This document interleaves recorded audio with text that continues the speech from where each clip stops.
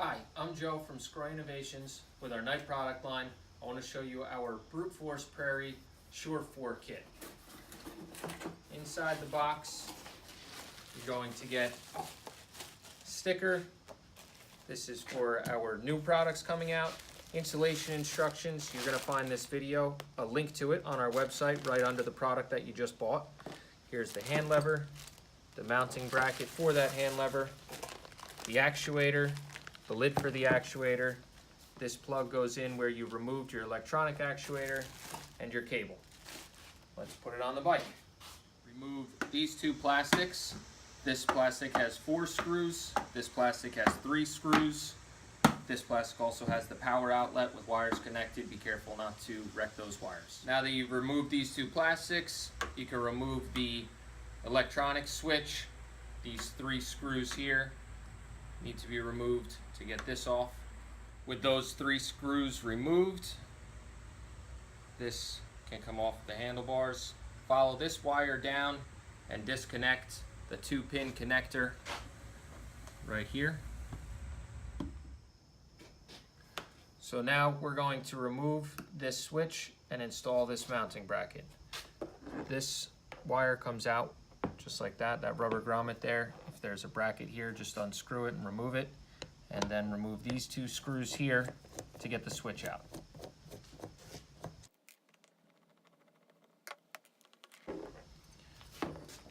Okay, now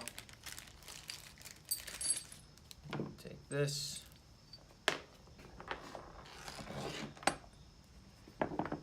this part goes down here. Okay, this part goes up here, and then these screws go in like this.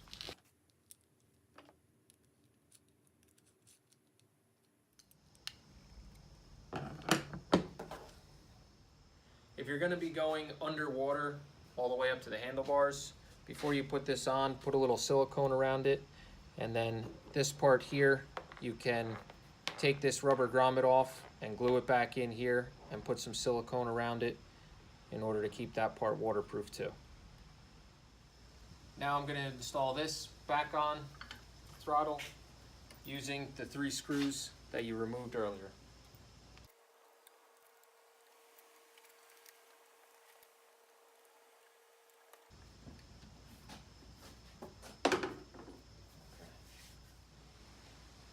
Next, I'm going to route the cable down. The bent part is what goes to your actuator. So you're going to come behind the handlebars and route this through these 2 brackets here, and then sweep this over to this side of the bike where the actuator will be. Make sure that there's no kinks and that the way the cable goes is smooth. Otherwise, it will be very difficult to pull the lever.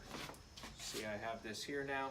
It's very loose, and I'm going to make sure there's no sharp bends going to the actuator now. Next, I'm going to install the lever. This slides over the bracket that we just installed, and this wire goes down, same path as the switch that we removed before, and plugs into the same spot. All right. Now, the cable hooks up through here. You need to make sure that these lines are lined up like that. Then take the cable, pull out the slack. This goes and slides in like that, and then slides back here just like that. Now, you want to screw this part all the way in, okay, and keep that all the way in. Do not use that as an adjuster. Only use the adjuster that's on the other side of the cable. Do not use that to adjust your Shore 4. Now you can tighten this bolt here in whatever position feels comfortable for you to use this as your 4-wheel drive lever. At this point, we raised the vehicle up and took the front wheel off to make the installation a little easier and also easier for us to videotape so you can really see what we're doing. Now we're going to remove the actuator by removing these 3 screws. Careful when you take it off, a little bit of oil might come out. That's normal. That's the oil from in your differential. Now that I removed these 3 screws, I can remove the actuator. Kind of wiggle it to get it out. Make sure that the collar gets out. Pull the electric out. I'm going to have to cut that zip tie. And then that's it. Your actuator is removed. Now that the actuator is removed, take this plug that comes with the kit and plug it in on the bike where you just removed this from. Now we're going to install the actuator. The cable with the O-ring on it is the one for the 4-wheel drive that gets connected to the actuator. So that is the cable I'm going to use here. First step is to remove the nut on the end. Then take the actuator, slide the cable through it like this. Then take the nut that you just removed and put it back over the cable and thread this nut on here.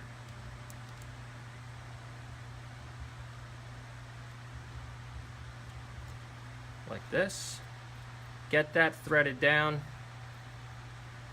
about as far as it will go, with this back as far as it can go, just like this. Now you can leave this loose, and we are going to move this actuator over to hook it up. Inside the differential here is the gear that slides back and forth. I just slid it to the left, now I'm sliding it to the right. Probably can't see that in the video, but you could feel it if you put your finger in there and push back and forth. You're going to want to keep it slid to the right, the front of the bike, this direction, which is where this collar sits naturally, just like this. Then you're going to gotta make sure you have the O-ring on there. Sorry, the O-ring that comes with it, comes with the kit. Put this O-ring on here. Now you can install this on the differential. You will feel that collar get into that gear, kind of wiggle it back and forth a little bit like this. It doesn't go right in. May need to try to line it up again by moving that gear so you get it to pop in.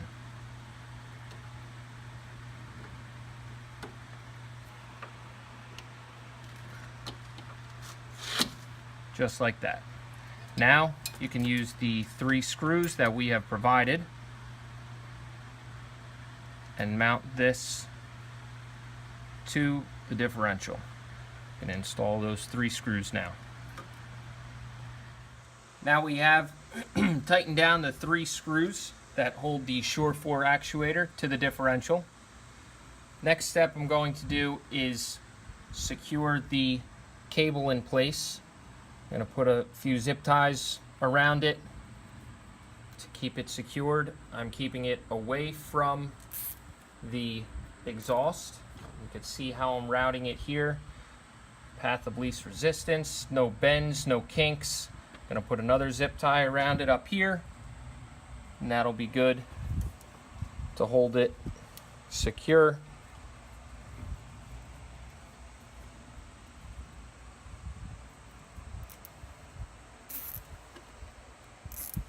All right, like that. Okay, now the next step, I am going to tighten up the nuts here. As we did before, we put these in loose. This was backed out as far as it could go. Then this was tightened down hand tight. Now I don't need a wrench to hold this one because I'm not going to let this whole thing rotate. So I can just put a wrench here and tighten this one. And this will secure the cable here. I'm not letting this rotate, I'm holding it back. And about that tight You want to go too tight, that's good. Next, we're going to make an adjustment for the cable. The lever is in the two-wheel drive position. So we know that this is supposed to be all the way back in the two-wheel drive position where it normally rests with the springs pushing it. So we need the cable to fall into here. We make an adjustment here by extending this.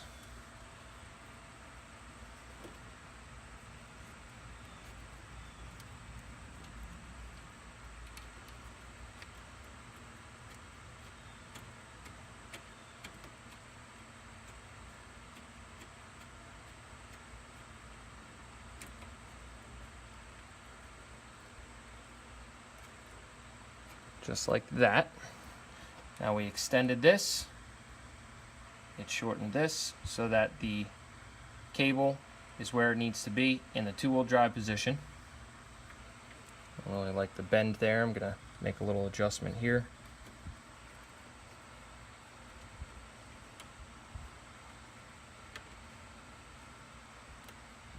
There we go. Okay, so now I'm going to rotate the lever to the four-wheel drive position. I'm moving the lever to the four-wheel drive position right now. It's a little locked up, not going, there we go. Had to line the gears up, that's why I rotated this. So now that's the four-wheel drive position. So now we check to see if we can push this any further. And we can. So we need to extend this more so that there is no movement left, so that it is all the way in the four-wheel drive position. I'm going to go back to two-wheel drive.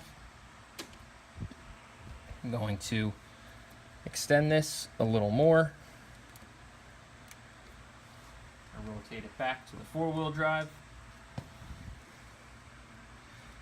Still a little bit of play there, so I'm going to extend this a little bit more.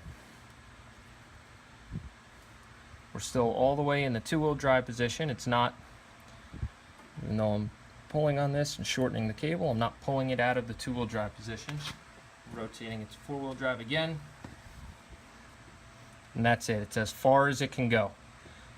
That's good. Now this adjustment is good. I can bring this nut up and tighten it up against this here. The adjustment part is complete.